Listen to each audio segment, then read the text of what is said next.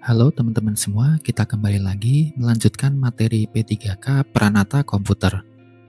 Kita sekarang fokus pada kompetensi teknis. Saya telah selesaikan 150 soal materi untuk tryout untuk belajar, yang mana soal-soal tersebut disesuaikan dengan tema materi yang pernah diujikan dalam seleksi P3K sebelumnya.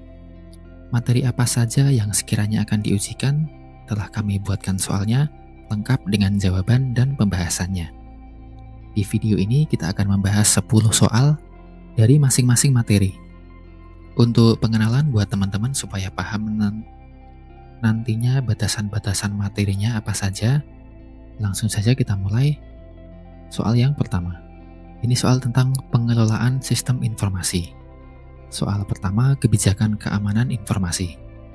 Sebuah instansi pemerintah telah menyusun kebijakan keamanan informasi untuk melindungi data sensitif. Salah satu elemen penting dalam kebijakan tersebut adalah pengaturan hak akses pengguna terhadap sistem informasi. Prinsip yang sebaiknya diterapkan dalam pengaturan hak akses ini adalah A. Hak akses penuh bagi semua pengguna. B. Hak akses berbasis hierarki organisasi. C. Hak akses minimum sesuai kebutuhan tugas. D. Hak akses sesuai jabatan pengguna. Atau E. Hak akses ditentukan oleh supervisor langsung. Dari pertanyaan tersebut, jawaban yang paling tepat adalah C, yaitu hak akses minimum sesuai kebutuhan tugas. Di sini penjelasannya adalah prinsip least privilege atau hak akses minimum memastikan bahwa pengguna hanya diberi akses yang diperlukan untuk melaksanakan tugasnya, sehingga meminimalkan resiko keamanan. Di sini opsi A terlalu longgar ya, sedangkan opsi B dan D ini tidak selalu sesuai dengan kebutuhan keamanan, karena bisa memberikan akses yang tidak perlu. Untuk soal yang nomor 2, ini soal tentang jaringan komputer networking. Ini soal tentang protokol DNS. Dalam jaringan komputer, protokol DNS atau Domain Name System berfungsi untuk A. Mengirimkan email, B. Mengamankan koneksi antar perangkat, C. Menerjemahkan nama domain menjadi alamat IP, D. Mentransfer file antar server, atau E. Menyediakan layanan jaringan private virtual atau VPN. Dari pertanyaan ini, jawaban yang paling tepat adalah C, yaitu menerjemahkan nama domain menjadi alamat IP. DNS bertanggung jawab untuk menerjemahkan nama domain yang mudah dibaca manusia menjadi alamat IP yang dapat dipahami oleh perangkat jaringan. Sebagai contoh seperti www.example.com atau www.apa-nama-domainnya.com. Di sini opsi A terkait dengan protokol alamat email seperti SMTP. Sementara opsi E berhubungan dengan VPN-nya. Kita lanjutkan soal nomor 3. Ini soal tentang basis data. Penggunaan SQL Select. Query SQL yang benar untuk mengambil semua data dari tabel pegawai adalah, soal seperti ini akan banyak keluar nanti. Ini soalnya bisa tentang mengambil semua data, mengambil data vertikal atau data horizontal atau data sebagian, yang tentang SQL ini banyak nanti akan keluar. A. Select pegawai from bintang, B. Select bintang from pegawai, C. Select all from pegawai, D. Select pegawai from all, atau E. Select from pegawai bintang. Jawabannya adalah B, yaitu select bintang from pegawai. Penjelasannya, sintaks yang benar untuk mengambil semua kolom dalam tabel pegawai itu select bintang. Bintang itu artinya semua ya, from pegawai. Sementara opsi A, opsi C, dan yang lainnya ini kesalahan sintaks, tidak bisa dipakai ini. Kita lanjutkan soal nomor 4. Ini soal tentang pemrograman ya, programming. Ini soal penggunaan tipe data di Java. Manakah dari berikut ini yang merupakan tipe data primitif di Java? A. String, B. List, C. Integer, D. Boolean, atau E. Hashmap. Dari pertanyaan ini, jawaban yang benar adalah D, yaitu Boolean. Penjelasannya, di Java, Boolean adalah tipe data primitif yang hanya dapat menyimpan nilai true atau false saja. Di sini opsi A, B, dan E adalah kelas atau tipe data referensi, sedangkan integer adalah tipe data wrapper. Ini biasanya int gitu ya, integer. Kita lanjutkan soal nomor 5. Ini pengelolaan dan pemeliharaan perangkat keras atau hardware. Ini tentang troubleshooting komputer yang tidak menyala. Anda menekan tombol daya pada komputer, tetapi komputer tidak menyala dan tidak ada indikator lampu yang menyala. Poinnya tidak ada indikator lampu yang menyala ya. Komponen apa yang kemungkinan besar bermasalah? A. Hardware. Hardware itu berarti semuanya. B. Monitor. C. Power supply. D. CPU atau E. RAM. Dari pertanyaan ini, jawaban yang benar adalah C,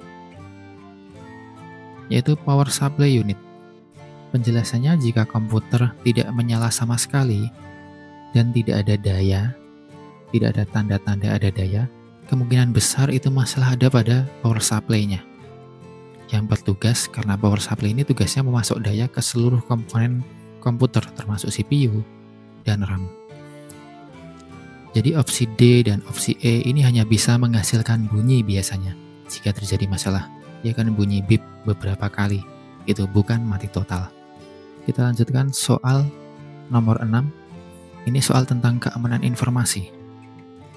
Keamanan data. Dalam konteks keamanan informasi, apa keuntungan utama dari hashing dibandingkan dengan enkripsi untuk menyimpan data pribadi? A. Hashing lebih cepat daripada enkripsi. B. Hashing bersifat reversible sehingga kata sandi dapat dipulihkan. C. Hashing menciptakan nilai tetap meskipun inputnya sedikit berubah. D. Hashing menghasilkan nilai yang unik dan tidak bisa dikembangkan ke bentuk asli. E. Hashing hanya digunakan untuk autentikasi biometrik. Dari pertanyaan ini, jawaban yang tepat adalah D, yaitu hashing menghasilkan nilai yang unik dan tidak bisa dikembalikan ke bentuk aslinya. Di sini hashing adalah proses yang menghasilkan nilai tetap yang unik dari input dan tidak bisa dikembalikan ke bentuk asli, menjadikannya ideal untuk menyimpan kata sandi. Di sini opsi A benar dalam beberapa konteks, tetapi bukan alasan utama pengguna untuk kata sandi. Opsi B salah karena hashing tidak dapat dibalik.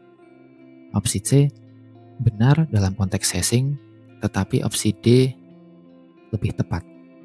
Sementara yang opsi E ini salah karena hashing tidak terbatas pada autentikasi biometrik. Oke, kita lanjutkan. Soal nomor 7, ini analisa dan pengolahan data. Ini penggunaan tools analisis data. Seorang analis menggunakan Microsoft Excel untuk mengelompokkan data penjualan bulanan berdasarkan wilayah. Fitur Excel apa yang paling sesuai untuk tujuan ini? A. Pivot table. B. Data validation. C. Solver. D. Conditional formatting. Atau E. VLOOKUP. Jawaban yang tepat adalah pivot table. Penjelasannya, pivot table itu digunakan untuk mengelompokkan dan menganalisis data dengan cepat berdasarkan beberapa dimensi, seperti wilayah dalam contoh ini. Opsi B mengontrol validasi input. Opsi C untuk optimasi. Opsi D untuk format visual berdasarkan kondisi, dan E digunakan untuk pencarian data. VLOOKUP ini untuk mencari data ya. Jadi jawaban yang tepat adalah pivot table. Kita lanjutkan soal nomor 8, ini tentang pengembangan aplikasi web. Di sini ada HTML, CSS, dan JavaScript. Kita fokus di HTML dulu. Seorang pengembang ingin membuat tautan dalam HTML yang membuka halaman web baru di tab yang berbeda ketika diklik. Atribut apa yang perlu ditambahkan pada tag A untuk melakukan ini? A. Href sama dengan _new. B. Target sama dengan _blank. C. Rel sama dengan no banner. D. OnClick sama dengan open new tab. Atau E. Media sama dengan new tab. Dari jawaban ini, jawaban yang paling benar adalah yang B. Target sama dengan _blank. Penjelasannya, Atribut ini digunakan untuk membuka tautan di tab atau jendela baru. Sementara opsi A ini salah karena tidak ada atribut href dengan nilai underscore new, itu nggak ada atribut yang seperti ini. Sementara opsi C adalah atribut keamanan tambahan untuk menghindari tab nabbing, tetapi tidak mempengaruhi pembukaan tab baru yang ini. Lalu yang opsi D, ini adalah pendekatan JavaScript yang tidak umum digunakan. Sementara opsi E salah karena media tidak relevan untuk membuka tautan. Media ini nggak relevan ini. Kita lanjutkan soal nomor 9. Ini tentang pengelolaan proyek IT, tentang pengelolaan tim. Dalam pengelolaan tim IT, apa tantangan utama yang dihadapi manajer proyek ketika menerapkan remote working, metode remote working atau bekerja dari jarak jauh? A. Penurunan tingkat kolaborasi antar anggota tim. B. Anggaran proyek yang lebih besar. C. Pengurangan jam kerja anggota tim. D. Peningkatan dokumentasi proyek. Atau E. Penggunaan perangkat keras yang lebih canggih. Dari pertanyaan ini, jawaban yang tepat adalah A, yaitu penurunan tingkat kolaborasi antar tim. Tantangan utama dari bekerja jarak jauh adalah menurunnya kolaborasi langsung antara anggota tim, yang dapat mempengaruhi komunikasi dan efisiensi kerja. Di sini opsi selain A ini tidak sepenuhnya relevan atau bukan tantangan utama dari remote working. Kita lanjutkan soal nomor 10. Ini tentang pengembangan sistem berbasis mobile. Di sini ada tentang user interface dan user experience mobile. Untuk informasi dulu, user interface itu berfokus pada tampilan visual dan interaksi pengguna dengan aplikasi atau situs web, mencakup desain tombol, icon, tata letak, warna, tipografi, dan elemen visual lainnya yang digunakan untuk memudahkan navigasi dan interaksi. Sementara user experience itu berkaitan dengan keseluruhan pengalaman yang dirasakan pengguna ketika berinteraksi dengan produk atau sistem. UX mencakup kegunaan, aksesibilitas, efektivitas, dan kemampuan pengguna selama menggunakan produk tersebut. Itu penjelasannya ya. Seorang pengembang mobile merancang antarmuka aplikasi yang harus mudah digunakan dengan satu tangan. Prinsip UI atau UX apa yang perlu diperhatikan dalam desain ini? A. Menempatkan elemen penting di bagian atas layar. B. Menggunakan icon yang kecil dan ringkas. C. Menempatkan elemen penting di area yang mudah dijangkau ibu jari. D. Mengurangi jarak antar elemen untuk efisiensi. Atau E. Menyembunyikan menu di bagian pojok layar. Dari pertanyaan ini, jawaban yang tepat adalah C, yaitu menempatkan elemen penting di area yang mudah dijangkau ibu jari. Di sini penjelasannya, untuk desain yang mudah digunakan dengan satu tangan, elemen penting harus berada dalam jangkauan ibu jari, terutama di bagian bawah layar. Di sini opsi A salah karena bagian layar sulit dijangkau. Opsi B, D, dan E ini tidak memperhatikan kenyamanan pengguna. Jadi icon yang kecil itu bisa salah klik jika jempolnya besar ya. Lalu yang opsi D ini mengurangi jarak antar elemen ini tidak pas secara visual. Lalu yang E, menyembunyikan menu di bagian pojok layar justru malah membingungkan. Jadi jawabannya yang paling tepat adalah yang C. Baik, itu 10 soal dari semua materi P3K Peranata Komputer Kompetensi Teknis yang sudah kita bahas. Jika Anda menginginkan 150 soal lengkap dengan jawaban dan pembahasannya, caranya mudah, Anda bisa cek di kolom deskripsi. Sekian video ini saya buat. Nanti saya akan buatkan juga video khusus untuk soal tes wawancaranya. Nanti ada tips dan trik khusus. Terima kasih telah menonton sampai akhir. Jangan lupa subscribe jika bermanfaat. Sampai ketemu di video wawancara setelah ini. Terima kasih.